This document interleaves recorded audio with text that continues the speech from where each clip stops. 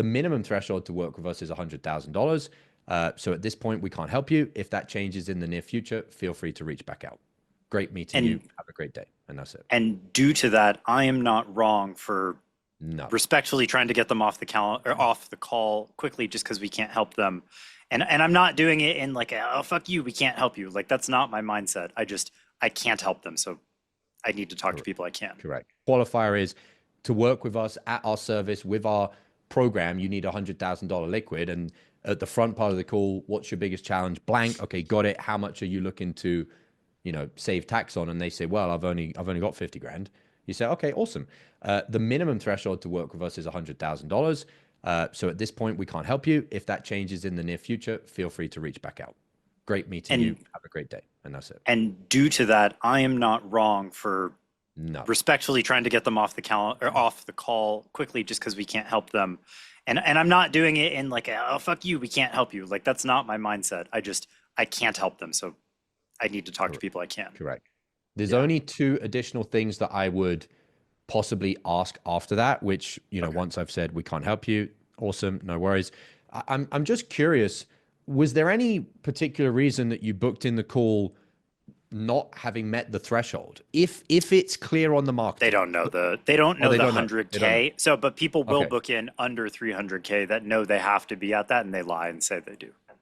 then I think you have an ethical responsibility and it sends the right message to the universe to challenge them on that. Yeah. So I would say any particular reason that you booked in the call not having met the threshold, knowing that that is our threshold, say it very calmly. And then if they say, well, I just wanted to see what you do, say, okay, so you wanted to waste our time, because that's true. Okay. So you knew that we only work with people and that we have a number of people that want to work with us, hence why we're very honest and upfront and selective in the inbound process for our initial consultation here.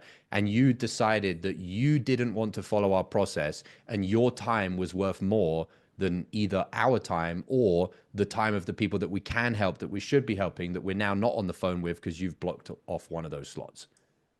A slot that you knew you had to be at a threshold to meet, but you didn't. Correct. Yeah. Okay. Was there a second part to that? I thought you said there was two things. I don't remember the second part.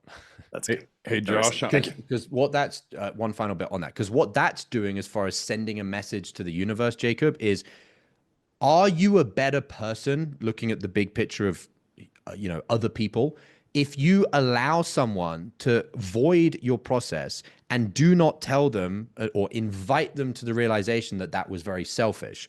Are you a leader in life? No, you're not. You're the type of person that just, oh, okay, well, you wasted my time. All right, no worries, bye. No, a leader is someone that actually tries to show people the truth, whether they want to accept it or not, whether that person is useful to them or not, whether that person is going to transact with them or not.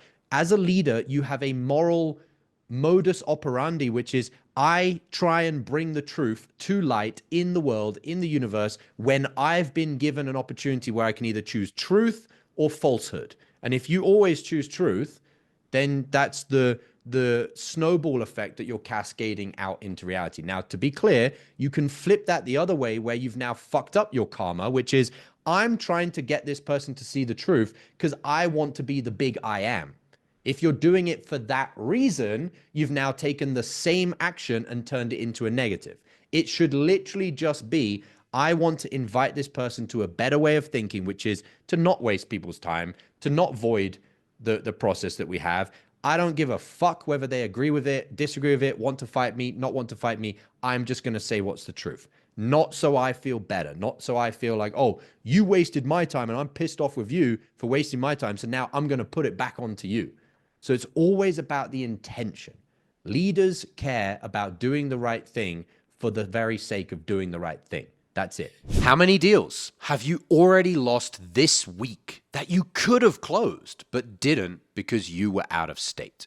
I'm not a fan of sales hacks, but if there was one thing you could do before your next sales call to raise your closing percentage, it's using my patented pre-call checklist. Imagine taking just 60 seconds to read 5 to 7 personalized bullet points on a piece of paper, and as unbelievable as it may sound, puts you into the optimal state to access your highest sales skills on every call. That's the pre-call checklist.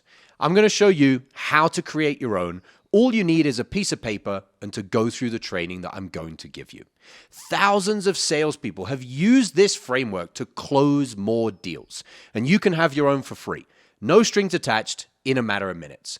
Click the link below this video, enter your email, and grab it right now.